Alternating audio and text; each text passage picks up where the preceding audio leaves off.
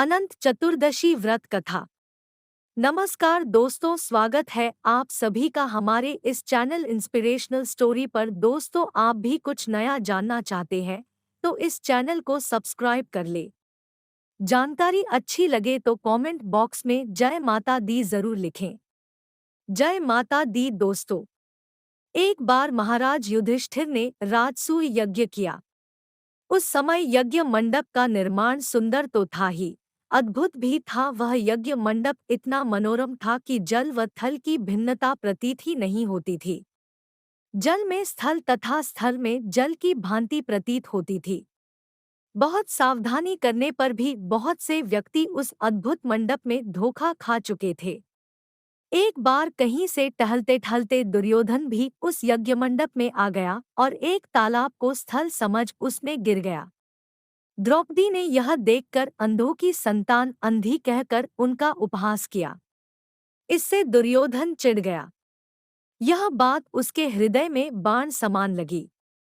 उसके मन में द्वेष उत्पन्न हो गया और उसने पांडवों से बदला लेने की ठान ली। उसके मस्तिष्क में उस अपमान का बदला लेने के लिए विचार उपजने लगे।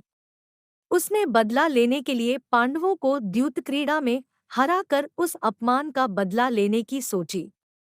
उसने पांडवों को जुए में पराजित कर दिया। पराजित होने पर प्रतिज्ञानुसार पांडवों को 12 वर्ष के लिए वनवास भोगना पड़ा। वन में रहते हुए पांडव अनेक कष्ट सहते रहे।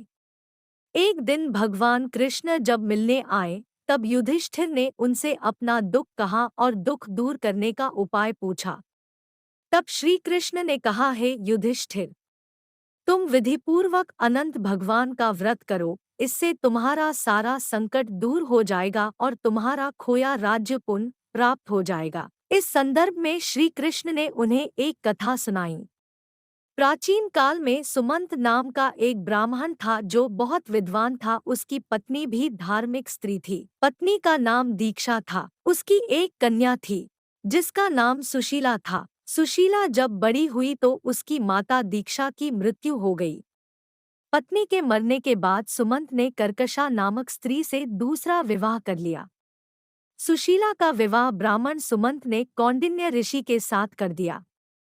विदाई में कुछ देने की बात पर कर्कशा ने दामाद को कुछ ईंटें और पत्थरों के टुकड़े बांध कर दे दिए।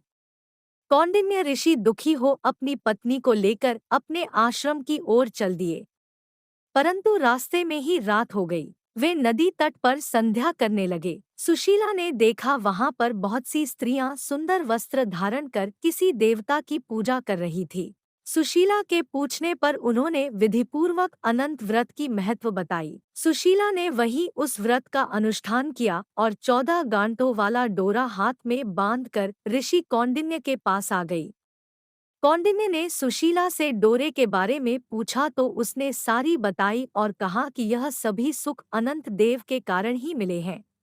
यह सुनकर ऋषि को क्रोध आ गया। उन्हें लगा कि उनकी मेहनत के श्रेय भगवान को दे दिया और उन्होंने धागे को तोड़ दिया। इससे भगवान अनंत जी का अपमान हुआ। ऋषि कौंडिन्य दुखी रहने लगे। उनकी सारी संपत्ति नष्ट हो गई। इस दरिद्रता का उन्होंने अपनी पत्नी से कारण पूछा तो सुशीला ने अनंत भगवान का डोरा जलाने की बात कही। पश्चाताप करते हुए ऋषि कौंडिन्य अनंत डोरे की प्राप्ति के लिए वन में चले गए। वन में कई दिनों तक भटकते भटकते निराश होकर एक दिन भूमि पर गिर पड़े। तब अनंत भगवान प्रकट होकर बोले, हे कौंडिन्य, तुमने मेरा तिरस्कार किया था, उसी से तुम्हें इतना कष्ट भोगना पड़ा। अब तुमने पश्चाताप किया है, मैं तुमसे प्रसन्न हूँ। अब तुम घर जाकर विधिपूर्वक अनंत व्रत करो। 14 वर्ष पर्यंत व्रत करने से तुम्हारा दुख दूर हो जाएगा, तुम धन धान्य से संपन्न हो जाओगे। कौंडिन्य ने वैसा ही किया और उन्हें सारे क्लेशों से मुक्ति मिल गई। श्री कृष्ण की आज्ञा से युधिष्ठिर ने भी अनंत भगवान का व्रत किया, जिसके प्रभाव से पांडव महाभारत के युद्ध में विजयी हुए तथा चिरकाल तक राज्य करते रहे।